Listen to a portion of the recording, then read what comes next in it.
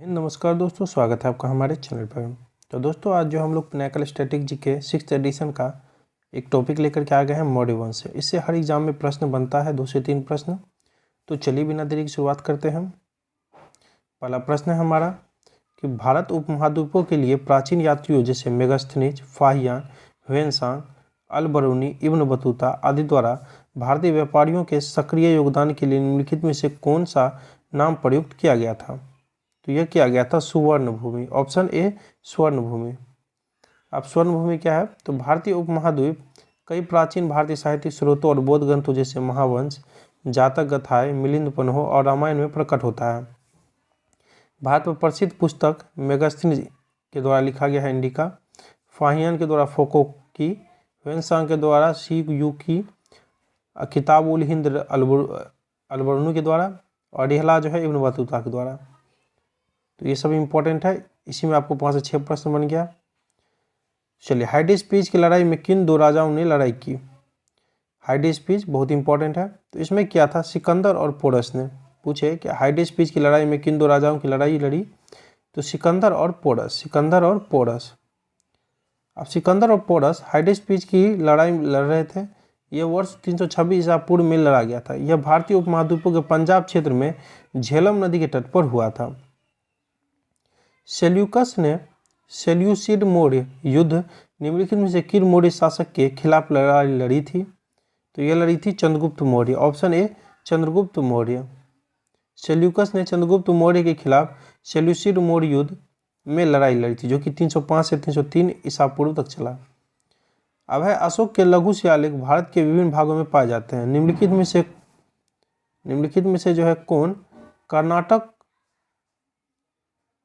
कर्नाटक में अशोक के लघु शिलालेखों का खोज स्थल नहीं है? इनमें से नहीं है तो रूपनाथ ही नहीं है, बाकी ब्रह्मगिरी, गावीमठो और मस्की है। ध्यान रखना है हम लोगों को।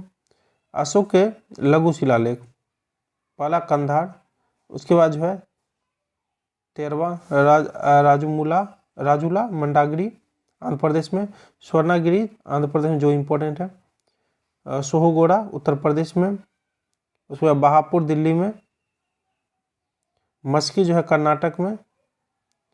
ठीक, ये सब इम्पोर्टेंट है। चलिए, चंद्रगुप्त मौर्य ने कौटिल्य की सहायता से मगध में डैश की शक्ति को उखाड़ फेंका और 322 बीसी में एक शानदार मौर्य साम्राज्य की स्थापना की। सभी को पता होगा कि नंद वंश को किया था। चलिए, चंद्रगुप्त मौर्य ने कौटिल्य की सहायता से मगध में 2 नंदों की शक्ति को उखाड़ फेंका और 322 ईसा पूर्व में एक शानदार मौर्य साम्राज्य की स्थापना की। महापद्मा नंद वंश के संस्थापक थे और अंतिम शासक धनानंद थे। परीक्षित कुरु वंश का संस्थापक था। अरिमल्ल वंश के संस्थापक थे। नील जो है पांचाल वंश का संस्थापक था। आगे है मौर्य वंश का अंतिम राजा कौन था? मौर्य वंश का अंतिम राजा बहुत आसान सा है, वृहदत्त। बहुत पूछा गया है, ये दरोगा में पूछा जाता है और रेलवे में भी ज़्यादा पूछा जाता है।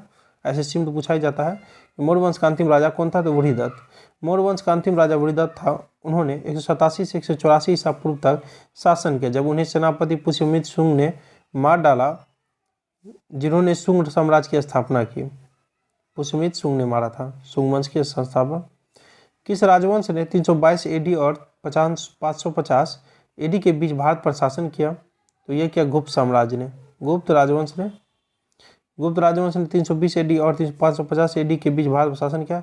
गुप्त साम्राज्य की स्थापना श्री गुप्त ने 240 एडी में की थी। श्री गुप्त ने। सम्राट अशोक ने निम्नलिखित के बाद बौद्ध धर्म ग्रहण किया।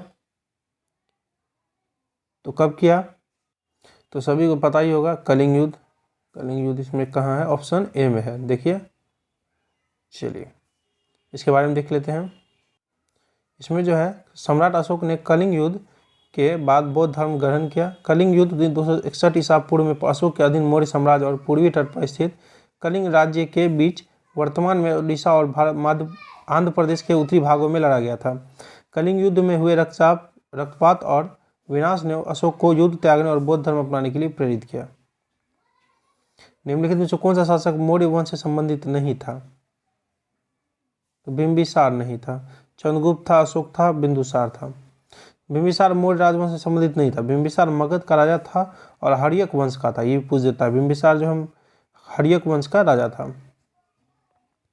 चलिए, राजा अशोक की बेटी का नाम क्या था जिन्होंने बौद्ध मिशनरी के कर्तव्यों को निभाने के लिए नियुक्त किया गया था? तो संघमित्रा। Option D, Sanghamitra. संघमित्रा राजा अशोक की बेटी का नाम था। उन्होंने बौद्ध मिशनरी के कर्तव्यों को पूरा करने के लिए नियुक्त किया गया था। महेंद्र उनका पुत्र भी एक बौद्ध मिशनरी की ड्यूटी पर था। वे दोनों लक्षद्वीप और श्रीलंका गए। चंद्रगुप्त ने डैश के खिलाफ विद्रोह का नेतृत्व किया और उन्हें उखाड़ फेंका? तो नंद। ऑप्शन डी, नंद। घनानंद को हराया था। चंद्रगुप्त ने नंदों के खिलाफ विद्रोह का नेतृत्व किया और उन्हें उखाड़ फेंका। वह मौर्य साम्राज्य के संस्थापक थे। उन्होंने भारतीय महाद्वीप पर सबसे बड़े राज्यों में से एक का निर्माण किया। डैश साम्राज्य में कंटक शोधन नामक एक प्रकार का दरबार प्रचलित था। तो मौर्य में। किसमें? मौर्य में। Option B, Maurya. आगे बढ़ेंगे। निम्नलिखित में से किसने 1877 में अशोक के शिलालेखों का एक सेट प्रकाशित किया था? हमारा राइट आंसर है C, Alexander Cunningham. Alexander Cunningham. Alexander Cunningham ने 1877 में अशोक के शिलालेखों का एक सेट प्रकाशित किया था। वो भारतीय पुरातत्व सर्वेक्षण के संस्थापक थे। 1851 में उन्होंने मध्य भारत के बौद्ध स्मारकों की खोज की। उन्होंने सारनाथ, संकस्या और सांची में खुदाई कराई थी। अशोक के अभिलेखों के अनुसार अशोक ने राजा बनने के कितने वर्ष बाद कलिंग पर युद्ध किया था? तो 8। ऑप्शन बी, 8 वर्षों तक।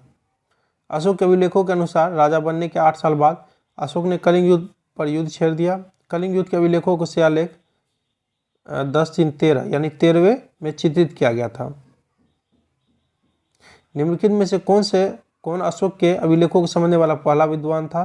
तो James Prinsep. Option B. James Prinsep Ashoka के शिलालेखों को समझने वाले पहले विद्वान थे। अशोक के अभिलेखों की अधिकांश बोलियां प्राकृत भाषा में ब्राह्मी और खरोष्टी लिपियों का उपयोग करके लिखी गई थी। अलेक्जेंडर कनिंघम को भारतीय पुरातत्व का जनक भी कहा जाता है। निम्नलिखित में से किस शासक ने अपनी प्रजा और अधिकारियों को अपने संदेश पत्थर की सतहों पर खुदवाए थे? तो आसान सवाल प्रश्न है, अशोक ने। Option A, Ashok. आगे निम्नलिखित राजाओं में से किसने प्राचीन भारत में मौर्य साम्राज्य की स्थापना की थी? तो चंद्रगुप्त मौर्य ने। ऑप्शन ए ही हो जाएगा। आगे है, निम्नलिखित में से कौन सा प्राचीन भारत का पहला साम्राज्य जिसने युद्ध के लिए बड़े पैमाने पर हथियारों का उपयोग किया जाता है? ऑप्शन डी हो जाएगा हमारा, मगध। Option D, Magadh. इसमें देखेंगे भारतीय इतिहास में अतविका राज्य के रूप में किसे संदर्भित किया गया था? तो वन साम्राज्य। ऑप्शन सी हो जाएगा, वन साम्राज्य। अतविका राज्य जंगल में रहने वाले आदिवासी लोगों को संदर्भित करता है। इनका प्रारंभिक उल्लेख मौर्य काल में मिलता है। महाजनपदों के युग के दौरान झारखंड राज्य, मगध और अंग एक हिस्सा था। मौर्य काल में इस क्षेत्र पर कई राज्यों का शासन था जिन्हें सामूहिक रूप से अटाविका यानी वन राज्यों के रूप में जाना जाता था। प्राचीन भारत में राजाओं द्वारा अपनी स्थिति स्थापित करने के निम्नलिखित में किस प्रकार का बलिदान नहीं दिया गया था? तो मुवंडे वेलन। वाजपेयी एक सोम यज्ञ है। चलिए, मौर्य प्रशासन के तहत शीताध्यक्ष के प्रभारी अधिकारी थे। तो कृषि। ऑप्शन डी, कृषि थे। मौर्य शासन के दौरान शीताध्यक्ष अधीक्षक या अधिकारी थे जो कृषि के प्रभारी थे। वे कृषि के क्षेत्र में अत्यधिक कुशल और अनुभवी थे। उन्होंने अमात्य द्वारा नियुक्त किया जाता था जो राजा के प्रशासनिक या न्यायिक क्षेत्रों में सर्वोच्च थे। अर्थशास्त्र पुस्तक किसने लिखी? चाणक्य ने। ऑप्शन के कौटिल्य को ही चाणक्य कहते हैं, विष्णुगुप्त भी कहते हैं। अर्थशास्त्र कौटिल्य या चाणक्य द्वारा रचित संस्कृत का एक ग्रंथ है। इसमें राज्य व्यवस्था, कृषि, न्याय एवं राजनीतिक आदि के विभिन्न पहलुओं पर विचार किया गया है। अपने तरह का यह प्राचीन ग्रंथ है। यह प्राचीन भारतीय राजनीति का प्रसिद्ध ग्रंथ है। बाबर की गुफाएं जो वर्तमान में भारत में मौजूद चट्टानें काटकर बनाई गई है, सबसे प्राचीन गुफाएं अधिकतर निम्न में से किस काल से संबंधित है? तो यह है मौर्य काल से संबंधित। ऑप्शन सी, मौर्य काल से। बराबर गुफाएं भारत में सबसे पुरानी जीवित रॉक कट गुफाएं जो ज़्यादातर मौर्य साम्राज्य से संबंधित है। बराबर गुफाएं बिहार के जहानाबाद जिले में बराबर पहाड़ियों में है। इसमें जो है इन गुफाओं का निर्माण जो है अशोक और उनके पुत्र दशरथ के शासनकाल में हुआ था। चंद्रगुप्त प्रथम को कौन सा राज्य लिच्छवी से दहेज में मिला था? बहुत इंपॉर्टेंट है, पाटलिपुत्र। Option B, Pataliputra.